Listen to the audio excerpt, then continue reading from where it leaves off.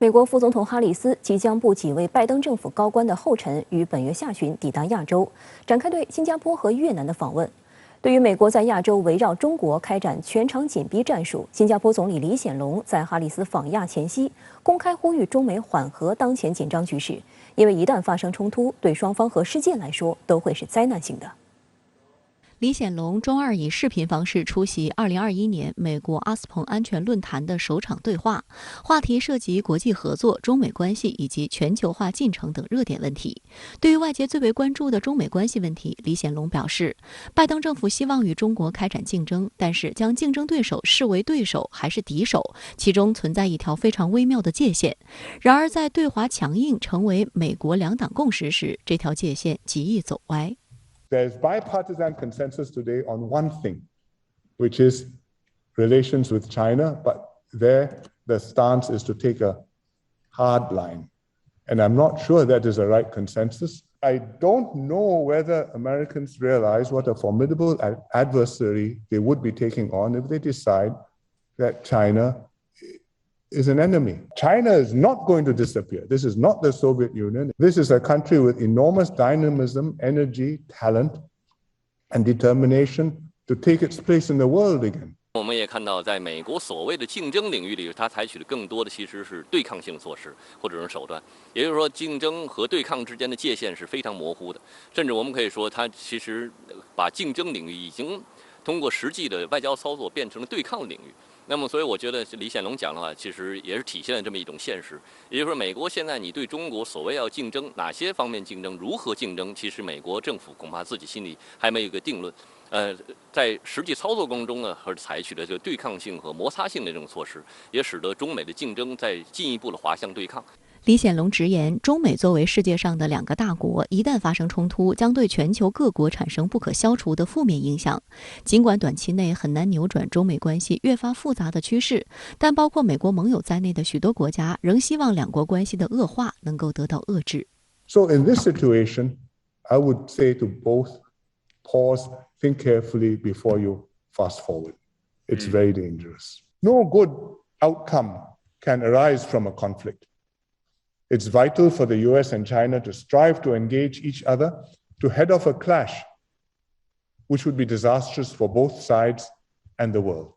在论坛上，李显龙还提及台湾问题，警告台海确实存在误判和错判的危险。他坦言，在当前的两岸局面中，美国的立场十分关键。不过，根据美防长奥斯汀上周在新加坡表态说，任何人都不应改变台湾局势的现状。李显龙判断，美国政府态度非常谨慎。And the US's One China policy. And I think if that careful position is clearly and consistently maintained,then we are able to maintain peace and stability across the Taiwan Strait, which is crucial to the whole region, and I think likely crucial to your overall relationship with China too. 李显龙还警告，美国对华日渐强硬的态度非常危险，并呼吁美国调整心态，缓和两国关系。值得注意的是，此番讲话是在美国副总统哈里斯到访新加坡前夕，隔空喊话的意味浓厚。When all of the countries in Asia and many of the countries in Europe have China as their biggest trading partner and America as a very major friend and sometimes ally. To have a bifurcation means they've got to split down the middle of many societies, which I think is going to be very hard. 李显龙的表态不仅是代表了新加坡的这个政策立场，事实上也恐怕发出了就是绝大多数东南亚国家的共同的心声，也就是他们不希望在中美两强之间选边站，更不希望中美在该地区引发军事冲突，把这些国家卷入其中。因为对他们而言，在中美之间左右逢源，这其实是最佳的政策选择。外界注意到，近年来李显龙多次在不同场合呼吁中美这两个世界最大经济体避免发生破坏性的冲突，因为这样的冲突势必让像新加坡这样经济开放、依赖贸易的小国家手足无措。去年拜登当选美国总统之后，李显龙就曾表示，美国应与中国建立一种全面建设性关系，并在此框架下拓宽合作领域，妥善处理分歧。呼吁美方谨慎制定对华政策是新加坡外交界的共识。曾任资深外交官的新加坡国立大学亚洲研究所研究员马凯硕早前在接受深圳卫视采访时就直言，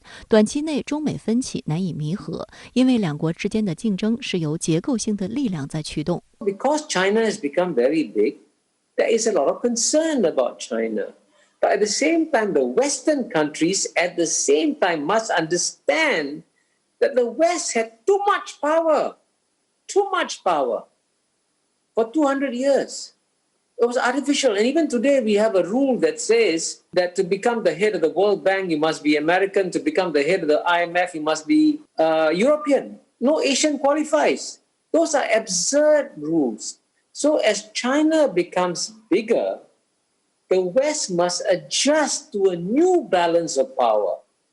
And it can be a peaceful rebalancing. 此前，马凯硕还在美国消费者新闻与商业频道的一档新闻节目中表示，美国瞄准东南亚地区是因为这里的人口超过 6.5 亿，是世界上增长最快的经济体之一。更为重要的是该地区的地缘战略价值。但是他认为，美国必须从长远考虑，不能只是单纯的强迫各国在中美之间选择立场，而是与东南亚国家开展切实符合彼此利益的合作。新加坡前国会议员吴俊刚周三在新加坡联合早报撰文指出，拜登有意修复特朗普执政4年不断退群给亚洲地区带来的破坏，对于东南亚国家来说本应是一件好事，但拜登政府对东南亚的拉拢却是以压制中国作为出发点，难免让这些国家感到不自在，因为这并不符合他们的利益。他们的这些举措在这些周边国家看来的话，其实司马昭之心，路人皆知了。尤其是现在面对疫情之后，中国所体现出来的这种睦邻友好外交政策，很多国家其实是心知肚明的，而且也会对美国伸出的橄榄枝，他们会进行自己的判断，会基于自身的利益去做出理性的选择。新加坡总理李显龙在美国副总统哈里斯到访前夕，呼吁美国调整对华心态。事实上，李显龙早前也数次发出类似的呼声。那么您对此有何观察呢？从冷战时期到后冷战时代，新加坡一直采取一个避免选边站的这个策略，这个也保障了新加坡这样一个城市小国呢，它的这种独立和这个安全。那么现在呢，就是中美的对立加剧，中美的矛盾呢越来越深刻。这个再次使得新加坡陷入了一个非常艰难的境地，就是说，在美国和中国之间究竟怎么选？那么他从一贯的国策不愿意在大国之间选边站的角度呢，那么一直在呼吁中美的矛盾应该得到缓解，中美不应该对抗，同时呢，也不要逼我新加坡在这个美中之间选边站。这个是新加坡一直对美国在讲的。美国呢，现在加强了对东盟国家的外交投入。高官频频访问东南亚，实际上就是要努力的干2件事。第一件事呢，就是拼凑这个反华统一战线；第二呢，就是对于没有加入到反华统一战线的国家，东盟国家，那你也得在我跟中国之间，在美国跟中国之间，你要选边。那么这样的2个目的呢，新加坡早有警觉，这也是李显龙这次这个在阿斯彭论坛发表谈话的时候。是发表上述言论的真正原因，就是说，目前美国拉拢东盟国家反华最根本的问题在于呢，就是不希望中国继续崛起，要压制住中国崛起。那么所谓的端正对华心态呢，其实李显龙在婉转地告诉美国，